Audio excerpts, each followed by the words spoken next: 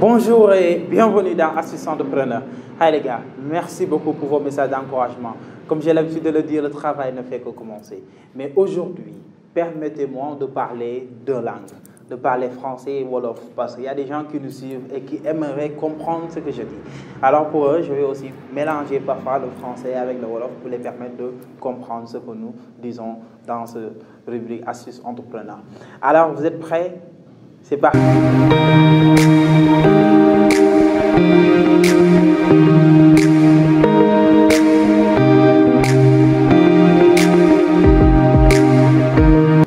Sur ce tuto numéro 2, nous allons aborder un thème vraiment spécial, je l'ai dit tout à l'heure pour moi. Je vais proposer 5 idées de projet. Je le dis, ce n'est pas les meilleures idées, nekkul idées yi gën ci idées yi. Mais d'après recherche yu ma def, yaakaar naa naa leen mën a proposer 5 idées yi. Maintenant, le reste bàyyi naa leen ko. En commentaire, ku nekk indiwaat sa idée de projet, ñu waxtaan ci. Alors, mes 5 idées de projet. Ma première idée, elle est là en fait. Emballage, base de papier craft. Vous savez, du 2016, l'État du Sénégal a fait une loi qui interdire l'utilisation de sachets plastiques non dégradables si biir réew. Maintenant, depuis lors, nous avons un problème. Demande bi mu ngi fi. Les gens veulent utiliser emballage à base de papier, mais offre bi doyul. Alors, pourquoi pas, chers entrepreneurs, ñu dugg ci benn projet boo xamante ne dinañ créer emballage yoo xamante ne à base de papier la muy sachet muy casse café muy emballage yi nga xamante ne moom laay utiliser pour des fameux dépôts de stage. Alors, ce serait une idée tellement révolutionnaire et puis les emballages ça peut se faire à la main avec des appareils nga xam ne dañ koy jaay. Alors, c'est une idée boo xamante ne dama koy teg ci table bi bàyyi leen ngeen pousse. Première idée, fabrique d'emballage ou papier à base de papier craft. Ma première idée.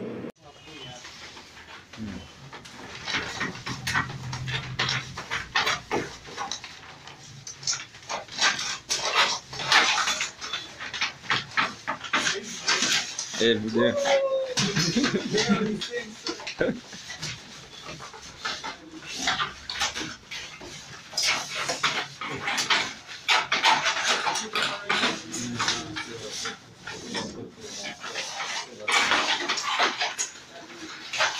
C'est ma deuxième idée. Moi, un projet de fabrique et de commercialisation de chaussures locales. Ñi sol wannabes wala ñi sol ay palladium wala ñi sol ay dàll cuir wala dàll der xam nañ lu may wax. Aujourd'hui Sénégal dafa am benn marque ñu koy tuddee dàll ngaay. Mais pourquoi pas ay dàll chaussures fermées yoo xamante ne dañ koy defar fii au Sénégal te y en a des gens qui le font. Je ne veux pas faire de la publicité. Mais j'espère que je vais les rencontrer dans Astuces Porteurs et Jeunes Entrepreneurs. Nous inviter les ñu won ñu dàll yi nga xam ñu koy defar à partir de dàll der. Alors der boobu noonu mën nañ ko utiliser mu doon dàll yoo xamante ne made in Sénégal lay doon. On pourrait le commercialiser non seulement national mais au niveau international. Alors, je crois que c'est une très grande opportunité, surtout au Sénégal, de vous lancer dans ce genre de projet-là. Deuxième idée, projet de fabrique ou de commercialisation de chaussures locales. Deuxième idée.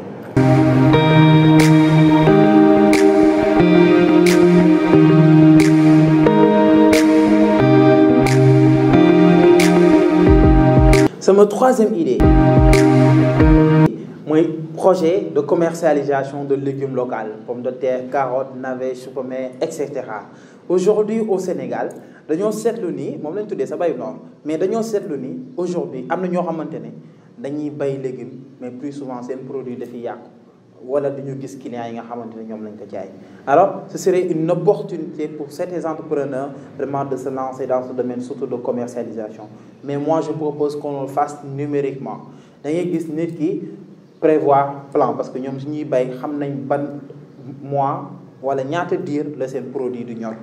Si seen produit suy ñor ñu lancer l'appel sur internet ñi nga xamante ne dañuy dem caaroy ndugg ji mun nañ toog seen kër commander produit légumes yu frais yoo xam ne day génn tey ñu war na la sa ndugg génn na nga ñëw jël ko commercialiser. Je crois que aujourd'hui le numérique il est dans toutes les lèvres. Aussi ça présente beaucoup d'opportunités te laajul mu financement yu bëri.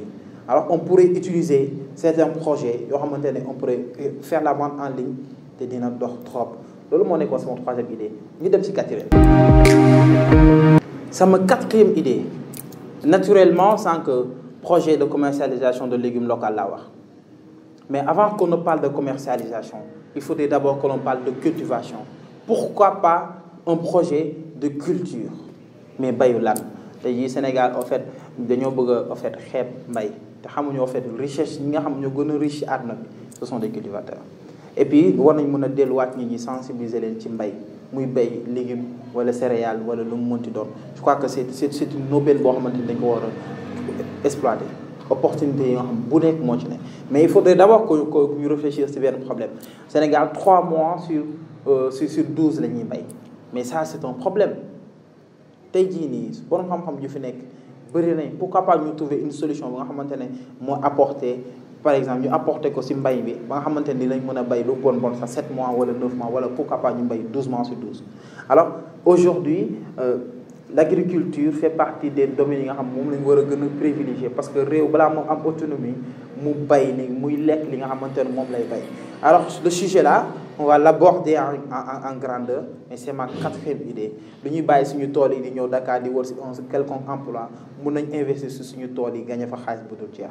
Alors ça c'est ma quatrième idée. Ma cinquième idée et j'espère qu'elle va plaire à beaucoup de personnes.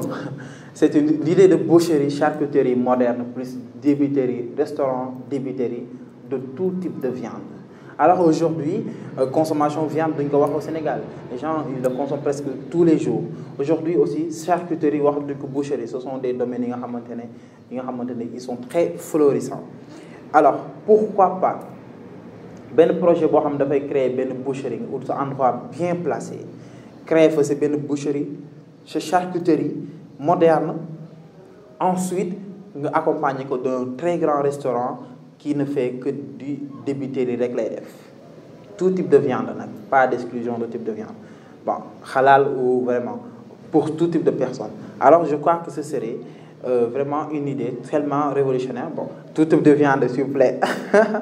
Mais ce serait une idée bu nga xamante ne vraiment ça pourrait permettre aux gens parce qu'on est dans un pays les gens aiment sortir, les gens aiment découvrir de nouvelles choses et voilà, la restauration c'est un domaine en fait qui fait partie des domaines qui marchent le plus au Sénégal. C'est pour cela que j'ai choisi ce genre d'idée là.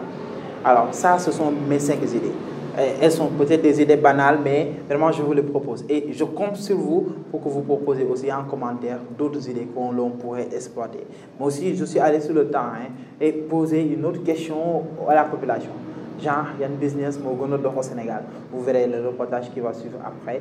Et encore, on va discuter sur ce thème-là et apporter des commentaires encore une fois. C'est Aziz dans Astuces Entrepreneur. Je vous demande de vous abonner à ma chaîne et de partager au maximum les vidéos. Ensemble, faisons de ces chemins ces 3 les sommets les plus hauts. Astuces.